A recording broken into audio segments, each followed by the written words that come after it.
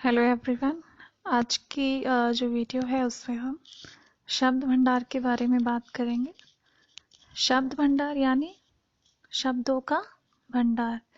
यानी शब्द भंडार के अंदर क्या आते हैं, जो भी आपके शब्द हैं, नए शब्द, पुराने शब्द जिनको आप सीखते हो, तो कुल मिला के सारे शब्दों की बात जहाँ की जा रही है, सिर्फ शब्दों की, वाक्यों की नहीं। तो इस वीडियो के अंदर मैं आपको बताऊंगी कि शब्द भंडार में आपको कौन कौन से जो टॉपिक हैं वो लिखने हैं अपनी हिंदी 1 की कॉपी के अंदर। तो सबसे पहले है आपका पर्यायवाची। पर्यायवाची शब्द के अंदर जो आपके पर्यायवाची शब्द पहले तो होते क्या हैं वो आप थोड़ा थोड़ा मैं उसके बारे में बताती रहूंगी, हर एक टॉपिक के बारे में। तो पर्यायवाची शब्द यानी बहुत सारे शब्द, अलग अलग शब्द, लेकिन उनका जो अर्थ है वो एक ही निकलता है, उन्हें कहते हैं पर्यायवाची शब्द। यानी एक ही अर्थ के लिए आप अलग अलग शब्दों का इस्तेमाल कर सकते हो अपने अनुसार, जहां आप चाहो, जैसे आप चाहो। जैसे अगर मैं बोलती हूँ पेड़, पेड़ शब्द है, उसको हम वृक्ष भी बोल सकते हैं, तरु भी बोल सकते हैं।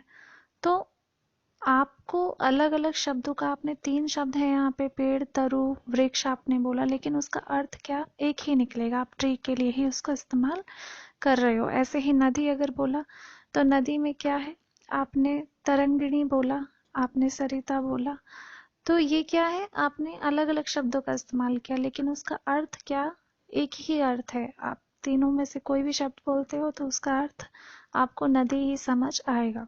तो पर्यायवाची शब्द क्या होते हैं, जिनमें आप अलग अलग शब्दों का प्रयोग कर रहे हो, लेकिन उन शब्दों के जो अर्थ हैं, अर्थ उनका एक ही निकलेगा। तो वो है आपके पर्यायवाची शब्द। आपको कितने करने हैं, शुरू के जो 7 शब्द हैं वो आपके पर्यायवाची आपको अपनी कॉपी में लिखने हैं। यानी अमृत से लेकर कमल तक, यहाँ तक आपको अपनी कॉपी के अंदर लिखने हैं। 2-2 पर्यायवाची लिखने हैं हर एक शब्द के। आप चाहो तो सारे भी लिख सकते हो जो आपकी किताब के अंदर है। जिनके पास किताबें हैं अच्छी बात है, जिनके पास नहीं है उनके लिए मैंने फोटो इस वीडियो के अंदर सेंड किया है, तो आप यहाँ पॉज करके वीडियो को वहां से भी आप देखकर अपनी कॉपीज के अंदर इसको लिख सकते हो। उसके बाद नेक्स्ट टॉपिक आता है आपका विलोम शब्द। विलोम शब्द क्या होते हैं, उल्टे अर्थ देने वाले शब्द। यानी एक शब्द आपने कोई बोला, उसका ऑपोजिट आप दूसरे शब्द का बोलते हो, उसका उल्टा अर्थ देने वाला दूसरा शब्द होता है। यानी विपरीतार्थक शब्द, विपरीत अर्थ देने वाले शब्द। विलोम शब्द आपको कहाँ से कहाँ तक करना है। सबसे पहला है आपका अधिक। अधिक से लेकर उजला, यानी पहला शब्द है आपका अधिक, और कहाँ तक लिखना है, अधिक से लेकर आप लिखोगे उजला तक। तो शुरू के जो 14 शब्द हैं आपके, वो आपके विलोम शब्द आपको अपनी कॉपी के अंदर लिखने हैं। आप स्टार्टिंग से काउंट करोगे तो शुरू के 1 to 14, सबसे पहला है अधिक और 14th नंबर पे है उजला। यहाँ तक आपको अपनी कॉपी के अंदर लिखना है। उसके बाद नेक्स्ट टॉपिक है आपका श्रुति समभिन्नार्थक शब्द। श्रुति समभिन्नार्थक शब्द क्या होते हैं, आप इस शब्द को आप तोड़ तोड़ के देखोगे तो आपका इसका अर्थ समझ आ जाएगा। सबसे पहले क्या है, श्रुति। श्रुति मतलब सुनना, सम मतलब समान, भिन्न मतलब अलग अलग, आर्थक मतलब अर्थ देने वाले। यानी इसका क्या मतलब होना चाहिए, श्रुति समभिन्नार्थक, यानी ऐसे शब्द जो सुनने में लगभग एक जैसे लगते हैं, लेकिन उनका जो अर्थ होता है, जो मीनिंग होता है, वो बिल्कुल अलग होता है। जैसे अगर मैंने बोला अंदर और अंतर, दोनों ही जो शब्द हैं जब आप बोलोगे तो एक जैसे लगेंगे, अंदर अंतर, लेकिन इनका अर्थ क्या है, बिल्कुल अलग होगा। अंदर मतलब भीतर, इनसाइड, अंतर मतलब डिफरेंस। तो ऐसे शब्द जो सुनने में एक जैसे लगते हैं लेकिन उनके अर्थ अलग अलग होते हैं, वो होते हैं आपके श्रुति समभिन्नार्थक शब्द। ऐसे ही अगर मैं बोलती हूँ सामान और समान, तो सामान क्या है, सामान, सामान आपका हो गया घर, कोई सामान आपने खरीदने गए आप, वो आपका हो गया सामान, आप बाजार से सामान लेने जाते हो वो। और समान का मतलब क्या होता है, सेम, एक जैसे। तो दोनों ही शब्द सुनने में एक जैसे लगते हैं, लेकिन उनका जो अर्थ है वो क्या है, अलग। तो इसको क्या बोलोगे आप, श्रुति सम भिन्नार्थक शब्द। तो ये आपको कहाँ तक करने हैं, ये आपको शुरू के जो 7 शब्द हैं, इसमें नंबर्स डले हुए हैं आपकी बुक्स के अंदर, तो शुरू के 7 शब्द हैं वो आपको अपनी कॉपीज के अंदर लिखने हैं। उसके बाद नेक्स्ट टॉपिक आता है आपका एकार्थक शब्द। एकार्थक शब्द ऐसे शब्द जो एक ही अर्थ देते हों, यानी आप जब इन शब्दों को लिखोगे या पढ़ोगे कहीं भी, तो इनका जो अर्थ है, मीनिंग सिर्फ एक ही निकलेगा। आप एक शब्द से अलग अर्थ नहीं निकाल सकते हो। उसके ही अपोजिट होता है अनेकार्थक शब्द। यानी अनेकार्थक में क्या होगा, एक शब्द लेकिन हम उसको अलग अलग अर्थों में इस्तेमाल कर सकते हैं, वो होगा आपका अनेकार्थक शब्द। तो एकार्थक शब्द कहाँ से करना है आपको, आपको करना है शुरू से। शुरू के जो 6 शब्द हैं वो आपको अपनी कॉपीज में लिखने हैं, यानी प्रथम से लेकर साहस तक आपको अपनी कॉपीज के अंदर लिखने हैं एकार्थक शब्द। ऐसे शब्द जो एक ही अर्थ प्रदान करते हों। तो आपको कहाँ तक लिखना है, शुरू के जो 6 शब्द हैं वो आपको अपनी कॉपी में लिखने हैं, प्रथम से लेकर साहस तक। उसके बाद आ जाइए अनेकार्थक शब्द पर। अनेकार्थक यानी एक शब्द लेकिन हम उसको बहुत सारे अर्थों में, अलग अलग अर्थों में इस्तेमाल कर सकते हैं, है ना। जैसे अगर हम बोलते हैं कर, तो कर हाथ के लिए भी इस्तेमाल करते हैं हम, कर मतलब हस्त, ठीक है।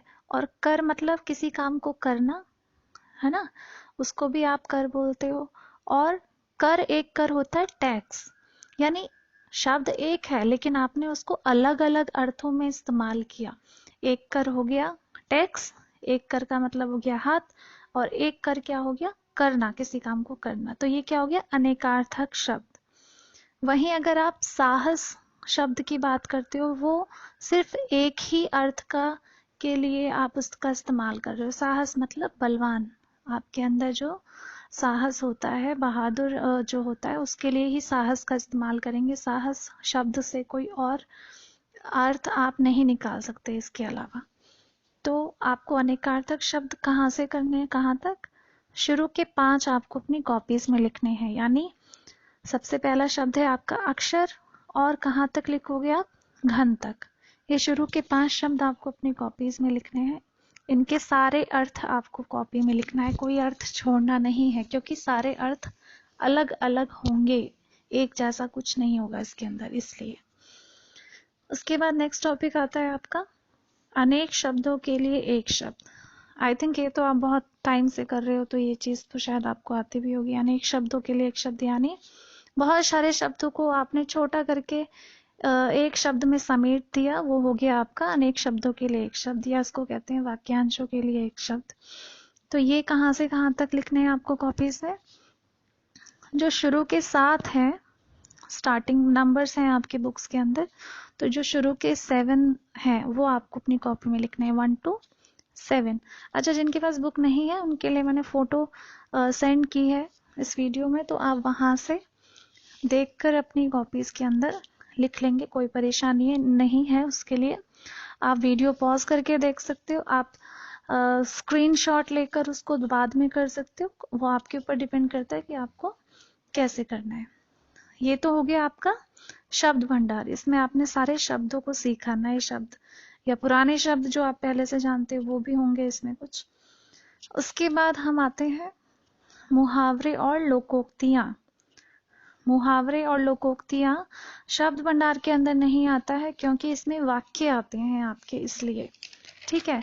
तो मुहावरे और लोकोक्तियां, मुहावरे का अर्थ क्या होता है, ऐसा शब्द समूह जिसका हम निरंतर अभ्यास कर रहे हैं, यानी जिसको हम कंटिन्यू अपने प्रैक्टिस में ला रहे हैं, और उसके कारण जो उसका अर्थ है वो सामान्य अर्थ नहीं होता, कोई विशेष अर्थ देता है, वो आपका होता है मुहावरा। यानी वो सीधा सीधा अर्थ नहीं देता, किसी विशेष अर्थ के लिए इस्तेमाल किया जाता है मुहावरा। उसके अपोजिट लोकोक्ति क्या होती है, लोगों में प्रचलित वह कथन, वो स्टेटमेंट, ठीक है। यानी लोगों ने क्या किया, लोगों ने एक्सपीरियंस किया अपनी लाइफ में, कोई घटना कुछ ऐसा एक्सपीरियंस किया, उन्होंने अनुभव किया, उसके बाद उन्होंने क्या किया, उसका प्रचलन कर दिया, उस बात को उन्होंने बार बार रिपीट करके क्या किया, उसका प्रचलन कर दिया, कथन स्टेटमेंट का। तो ये लोगों के अनुभव पे आधारित है लोकोक्ति, लोगों के द्वारा कही गई है ना। ये हो गई लोगों के अनुभव से उन्होंने क्या सीखा, और उसके द्वारा सीखने के बाद उन्होंने उसको क्या किया, प्रचलन में ला दिया, लोगों की हैबिट में ला दिया, वो है लोकोक्ति। और मुहावरे क्या है, ऐसे शब्दों का समूह जो सीधा अर्थ नहीं देते, कोई विशेष अर्थ के लिए इस्तेमाल किए जाते हैं, वो होते हैं आपके मुहावरे। अच्छा, जो लोकोक्ति होती है वो पूरा पूरा वाक्य होता है ना। तो उसके बाद जो मुहावरा होता है वो वाक्य नहीं होता पूरा, वो वाक्य का एक अंश होता है, एक हिस्सा होता है।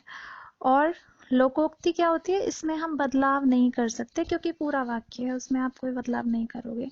लेकिन मुहावरे में ये संभावना होती है कि आप वाक्य के अनुसार उसमें परिवर्तन ला सकते हो। ओके, तो आई थिंक दोनों में आपको डिफरेंस समझ आ गया होगा। मुहावरा कोई सामान्य अर्थ नहीं देता है जो, और कोई विशेष अर्थ देता है, वो आपका होता है मुहावरा।